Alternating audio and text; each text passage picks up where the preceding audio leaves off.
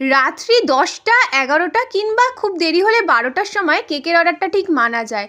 কিন্তু তোমরা ভাবো তো, কোনো কাস্টমার যদি ফোন করে বলে রাত 1:30টার সময় যে আমার পরদিন সকাল 10টার মধ্যে কেক লাগবে আর সেটা তোকে বানিয়ে দিতেই হবে, তাহলে তোমরা কি করবে? আমি তো শুনেই মাথায় হাত যে আমি কিভাবে রেডি করব। কারণ হচ্ছে সকালবেলা উঠতেও আমার একটু প্রবলেম হয়, যেহেতু আমি অনেক রাতে কেক করে ঘুমাই। সেক্ষেত্রে উঠতে আমার খুবই প্রবলেম হয়ে যায়। কিন্তু অনেকবার রিকোয়েস্ট করাতে, রিকোয়েস্ট না, ও একদম বলেই রেখেছে তোকে বানাতে হবে মানে বানাতেই হবে। তো সেক্ষেত্রে কিন্তু আমি অর্ডারটা নিয়ে নিয়েছিলাম। ঠিক পরদিন সকাল 7টার সময় উঠে আমি কেক রেডি করে 10টার মধ্যে ওকে আমি ডেলিভারি করেছিলাম। আর এটাই কিন্তু সেই ছিল কেকটা। আর ও সবসময় নেয় হচ্ছে বাটারস্কচ ফ্লেভারের কেক। ওদের মানে সকল অর্ডারটাই কিন্তু আসে বাটারস্কচ ফ্লেভারের মধ্যে।